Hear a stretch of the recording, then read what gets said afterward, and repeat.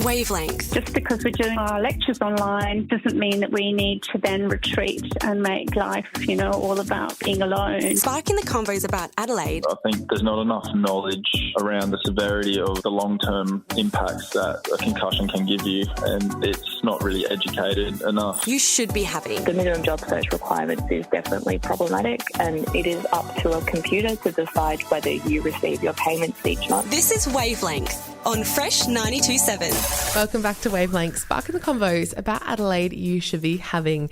Tonight I am joined by Grace in the studio. Hello, hello. Hello, Cass. Have you been freezing all week as well? It has been so cold, and I swear everyone's been sick. I think I'm getting sick. You've just been sick. Yeah. Everyone upstairs has been not feeling great. Adelaide, wash your hands, wear your masks, take some echinacea. Yeah. Take care of yourself. Have some ginger with some orange juice. Yeah. That's my little tippy tip. Or some Barocca. Try all the things, because let me tell you, it's not fun. No, moving on. Before we jump in, we do need to acknowledge that we are recording Wavelength on the land of the Kaurna people of the Adelaide Plains and pay respect to elders past and present. We recognise and respect their cultural heritage, beliefs and relationship with the land. We acknowledge that there are continuing importance to the Kaurna people living today, and we also extend that respect to Aboriginal language groups and other First Nations. Tonight is going to be an absolutely fantastic episode. I can just feel it. And we have some great stories for you. We are very biased, but yes, Cass, we are talking about a restaurant which is offering a sensory menu alternative for people who are neurodivergent. Yes, and later on we talk about Pride Month with Pride Adelaide, and Liz talks you through the rise in student accommodation. But right now, Emily is speaking with Olivia Brownlee, the winner of People's Choice Award at the Channel 7 Young Achievers Awards. Take it away, Emily. Wavelength on Fresh 92.7. What inspired you to pursue a career in native title law and aid Aboriginal communities? So I have Aboriginal ancestry on my dad's side. So our family are Nudinjeri from the Coorong in South Australia. So I've always been very passionate about Aboriginal culture and empowering communities to work towards self-determination. So the more I learnt about that at law school and the different areas of law, I did some placements. One of those was at South Australian Native Title Services, and then they offered me a job after I finished studying. And yeah, I really loved that work. So I just sort of fell into it, I guess you could say. What impact has the SAWK program had on survivors of domestic violence? And can you share a specific story that highlights this impact? So yeah, the SAWK program stands for Safe and Well Kids. So that was the pilot project that was focused on providing accessible legal advice for women and children who'd fled family and domestic violence, with a real focus on trying to keep those children, with their mums as much as possible and avoiding sort of that intervention by the Department of Child Protection if possible.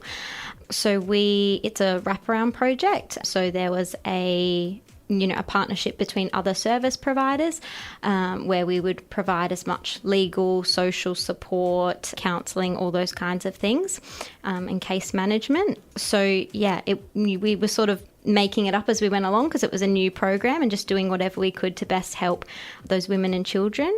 I guess one of my proudest outcomes whilst working in that program was being able to get, I think it was about $30,000 worth of debt waived for a mum who was living in a domestic violence shelter with her 5 children and unable to work, and her Centrelink payments were going towards paying off those debts that had been wrongfully put in her name.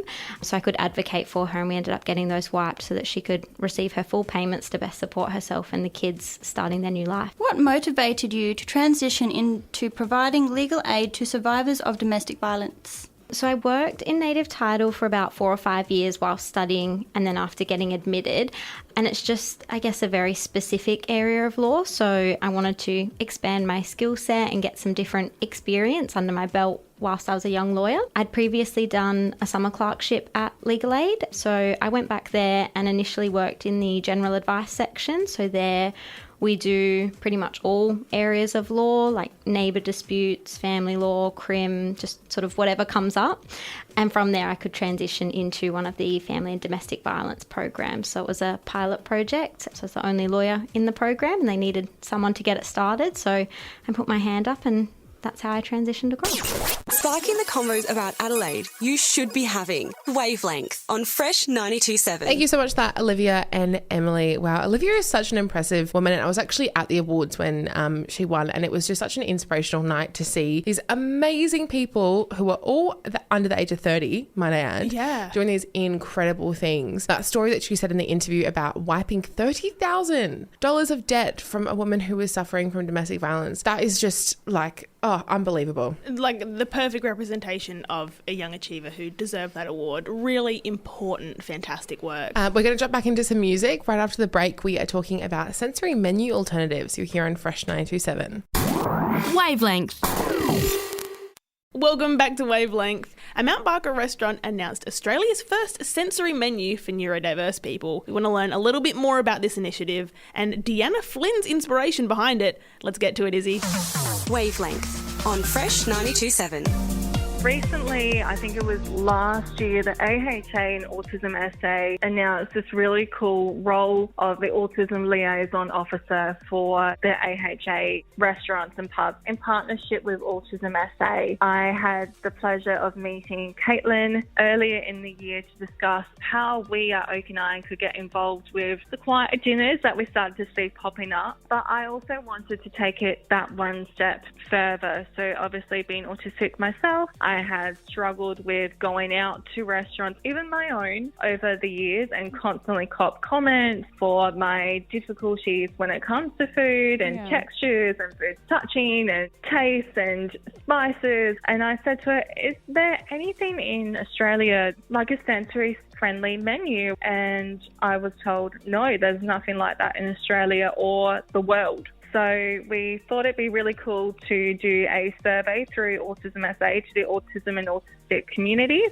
to see what people would like to have a sensory menu look like. You know, what combinations of foods would you like to choose from? What are your biggest barriers when it comes to going out? And I wanted to also take it that one step further again and have sensory friendly toys available for people to enjoy, to be able to regulate. We now have our quiet dinners on the first Tuesday of every month. Yeah. We are the third pub in South Australia to join the initiative of having quiet dinners, but the first in Australia to have a sensory-friendly menu. What are the options provided in this sensory menu? How does it all work? When you are joining us for a quiet dinner, we do have the regular bistro menu available, but we do have the sensory-friendly menu available. So there's, of course, the staple in the autism and autistic community. We all love our chicken nuggets and chips. It's just a stock standard given. I mean, who doesn't really? And we also have a very plain, slow 6-hour beef pie, which is just divine, with chips as well. But then you also have the option of picking your own plate. So there's the option of 3 ingredients or 5 ingredients, and you pick and choose your meat, your carbohydrates and your vegetables, and it all comes served plain, presented on divided plates, so you really have agency over your meal. You can season it yourself, and I'm finding it's actually also been really beneficial not only for those in the autistic communities but also those who suffer with AFRID and other eating difficulties. It's been really cool to see just the impact that this menu is having and the national attention that it's been getting. Having a team in the kitchen who are so supportive of this and so excited, we've been able to find a way to make it work, utilising ingredients that we can do relatively easily, very plain, and also that those in the autism and autistic communities have chosen to put on this menu as well. As you mentioned before, I guess for most, the idea of a meal out at a restaurant is something really straightforward, while more than half of the autistic community avoid going out for dinner because it can be overstimulating for them, you know, with things like crowds and noise and lack of appropriate food choices. How important and life-changing is something like a sensory menu and quiet dinners for this community? And do you think the simplest of changes really make that significant difference? Absolutely. Having the ability to sit in an environment that your lights are dimmed, there's no overwhelming, really cool, fun pop music blasting out the speakers. You've got sensory toys. We have a separate quiet space if you need to go regulate. We have a separate entrance, separate bar, separate toilet facilities. Just those slightest of adjustments can make such a difference. And I have seen that with the people that have been attending our quiet dinners. And it has been really lovely to see Australia really rallying around this concept. And there's been such a big shift in South Australia more broadly in the last year. Incredible announcement of the Office for Autism and the Assistant Minister for Autism, Emily Burke, MLC. And we've now got an inclusion charter for autism. We've got workplace education. And it's just so heartwarming to see, because when we have the ability to make our community inclusive, we allow everyone to flourish. Do you hope that other South Australian or Australian businesses will take this initiative on board and host their own quiet dinners in the near future? Why should they? Absolutely. I think the more pubs that can open up their facilities to have quiet dinners or quiet lunches, the better. The ability to create inclusive community makes everyone feel so valued and seen and heard. And that's all anyone could ever want. We're so on the trajectory of being the most inclusive state for autism, and I hope to see that trajectory continue. And I hope to see other pubs in SA and Australia take on board the idea of a sensory menu, because the more places that do it, the less anxiety-provoking situations that there will be for the autism and autistic community. Sparking the convos about Adelaide you should be having. Wavelength on Fresh 92.7. Thanks for that, Izzy and Deanna Flynn. Really, really important work. I know you were just mentioning to me off air, Cass, about how we'd spoken last year about the sensory hours of supermarkets and kind of how those things are being introduced. The world is so built for those that are neurotypical. Yeah. And I've heard a lot of discourse over the last few years of individuals saying like, well, back in my day, there wasn't like that. People are being overdiagnosed. It's just, no, like the stats weren't there. Yeah. They didn't have the science behind it, the right like tools to diagnose. It's just all these people would have been diagnosed earlier. It's not increasing. They just were left untreated for so many years. So it's so exciting to see the world transforming to be more inclusive. Yeah, absolutely. And I think the support wasn't there initially, like you were just saying, but I know so many people who, personally, I know neurodivergent, but I also know some people who aren't, who also don't like loud music or don't like their food touching or want more of a plain style food at a restaurant or want the ability to be able to go somewhere and the lights be dimmer and the music being quieter. I know the Fringe do quiet shows where there's a lot less going on during that time, but also you said supermarkets and concerts are also doing better as well. I know some people that would prefer that. Yes. I would. Yeah, exactly. I'm as well neurodivergent. Yeah. And seeing that like a lot of changes for, say, anything in the world being really general and broad here. Yeah. People can have an issue with change or things coming into fruition, and like it's hard with unfamiliars. But with this, like there's almost no cons, really. Yeah. Like anyone could benefit from this. And if you were to rock up on that night and not be neurodivergent, you just want a meal out, I mean, it's no con that your food could have the potential to come out separated. You'll still eat it just the same. Yeah. Even, I suppose you wouldn't have to order it if you don't want to, but the music would be dimmer. Like there's nothing offensive about this. It's only a step in the right direction. I think it's really exciting. Up next, we're talking about Pride Month. You're on Wavelength on Fresh 92.7. Wavelength.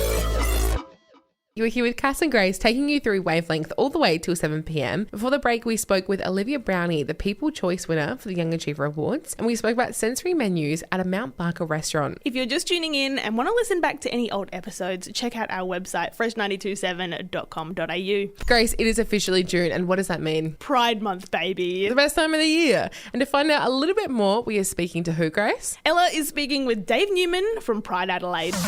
Wavelength on Fresh 92.7.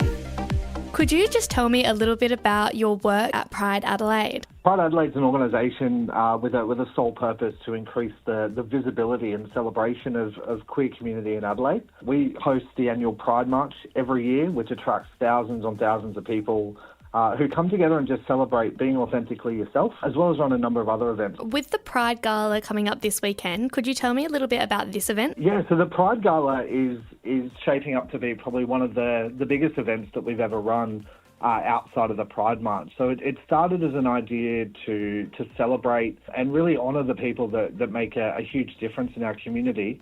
And so together with our sponsors and our community partners, we've been able to put on an event that's really shaping up to be sort of one of the cornerstones of our calendar each year. Being our inaugural year, obviously there's lessons to be learned and there's things to work out, but the fact that we sold out within weeks and the buzz in the community is at an all-time high. So it's really going to be a night where we can just celebrate who we are and the strides that we've made as a community. What are some things that we should be doing in our day-to-day lives to promote inclusivity in our community? Yeah, so I think Pride Month is a really special time on the calendar each year, and it's about highlighting what we can do, not just throughout the month, but throughout the year, to ensure that the people around us and the people within the community feel supported.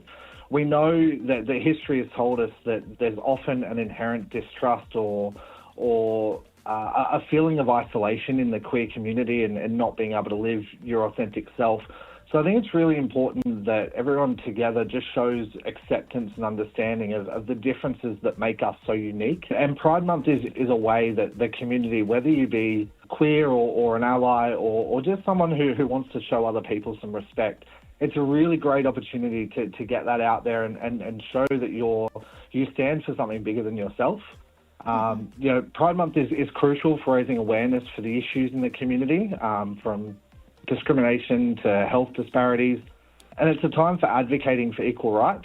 I think by highlighting these issues, the Pride Month really helps us to educate the broader public and influence policy changes. I think advocacy during this time is essential, promoting understanding, really reducing the stigma and ensuring that the voices of queer people are heard and respected. Is there just anything else you would like to add? It's important to note that Pride Month is a time for reflection.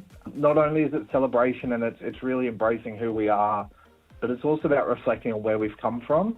Only in the last week, the New South Wales government issued an apology for laws that harmed our community for decades. And I know that growing up myself, the feeling of isolation, the feeling of not feeling right, a feeling that you don't belong. This month is really a chance for us to start breaking that down so the next generation doesn't feel isolated, so that we don't have as many issues of harm or so many people growing up feeling like there's something wrong with them. So I encourage everyone just to take a moment and reflect on where we've come from, where we're going, and really figure out how you can get involved in making sure that the next generation are set up for success, because I think overall we all have a responsibility to make sure we leave this place a little bit better than we found it. Sparking the convos about Adelaide you should be having. Wavelength on Fresh 92.7. Thanks for that, Ella and Dave. What do you think about that, Grace? This is going to sound strange, but hear me out. The way that I think about Pride Month, it sits in the same spot of my head as Are You OK Day, where I know a lot of people have a lot of discourse on these types of days and celebrations where they go, it should be all year round, which, yeah, totally. Absolutely. But because it's not, we have these days and months, which I think is really fantastic to get the ball rolling. You don't necessarily have to feel the pressure on Are You OK Day to pull someone aside and go, are you okay? Because that person could feel like, wow, you're only asking because you've had this prompt.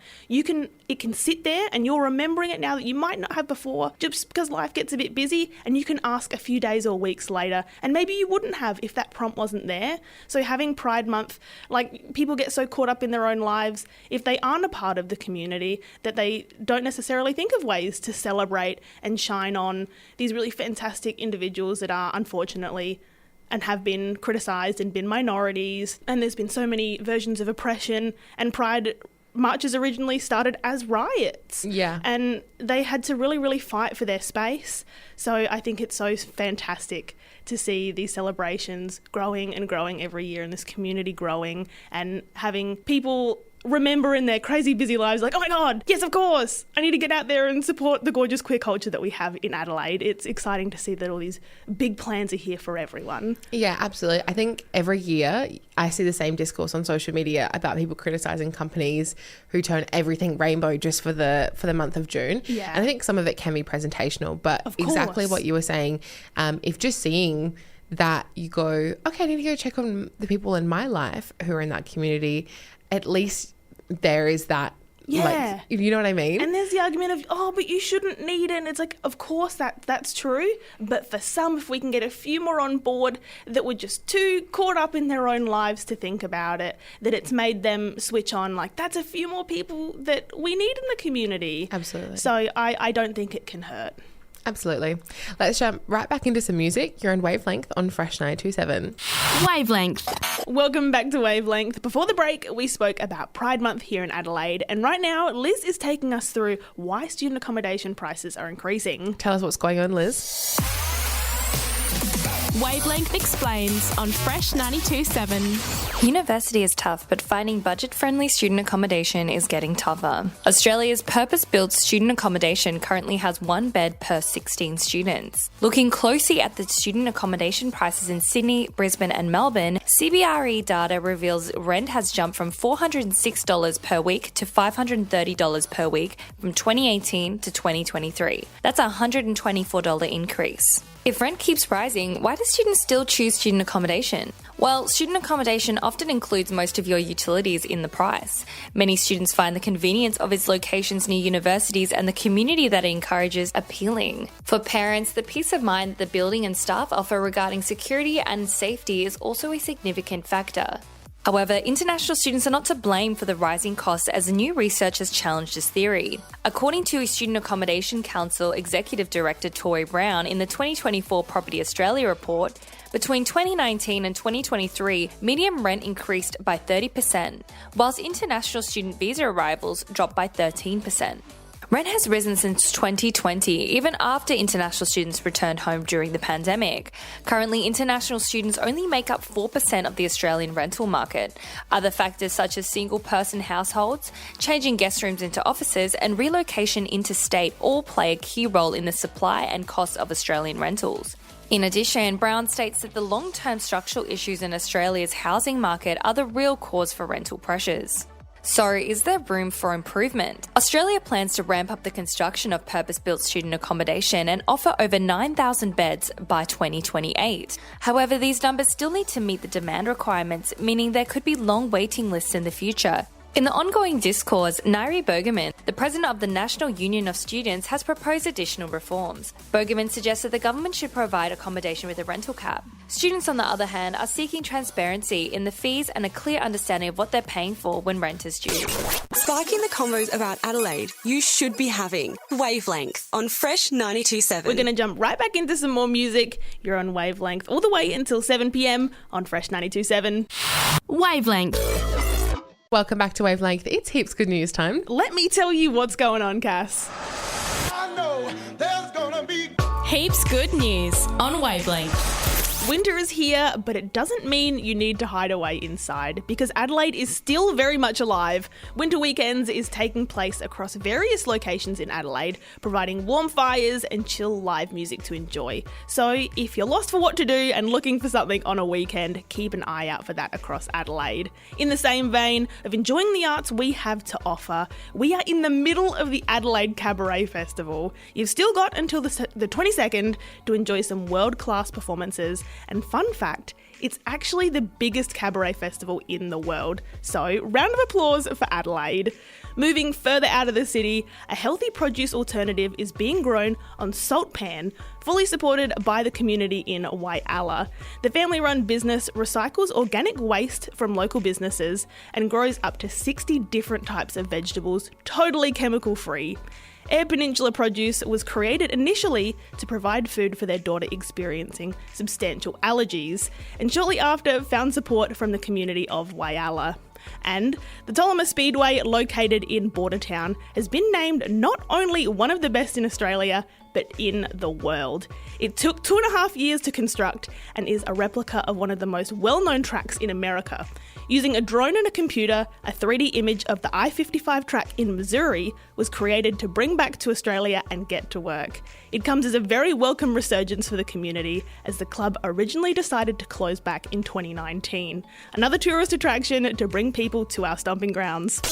Sparking the convos about Adelaide you should be having. Wavelength on Fresh Fresh 92.7. And that brings us to the end of the show tonight. Thank you so much for listening. Yes, a very big thank you, especially from me because, unfortunately, tonight it is my last episode. Very sad, but also so great for you. So I'm so happy and proud for you. But yeah, we'll all miss you here at the team. It'll be amazing. It's a sad departure. I've loved so much of being part of the Fresh fam and the Wavelength team. You know, it's a real privilege to be on this show and share stories that we're passionate about and share it with the Adelaide community, and also highlight some other communities that maybe don't get as much representation. I've been so spoilt to have this opportunity and to work with you, Cass. Yeah, absolutely. We get texts all the time saying that we sound like we're best friends, and I'm going to tell you guys a little secret. It's because we actually are. We are. Outside of here, we have such a great time. So I'm so excited that this won't be the end of us at all. Oh, of course not. Maybe I'll make cheeky little rock star shifts. Okay, love. Like Hospo. Yeah, I can't keep away from Cass. We are. It sounds like it translates on air, deeply and madly in love. Oh, so in love. So don't worry, Cass will still be around. We all know, absolutely fantastic at what she does. So you're all very, very lucky. I suppose it's my last time saying this, but make sure you're subscribed to the Wavelength podcast on Apple Podcasts, Spotify, or anywhere else you get your podcasts. And you can listen back to our old episodes right now, and tonight's will be up very, very soon. Right after our Stick with Easy G is coming into the studio, you're on Fresh. We love you, Grace. Oh, love you guys. Wavelength.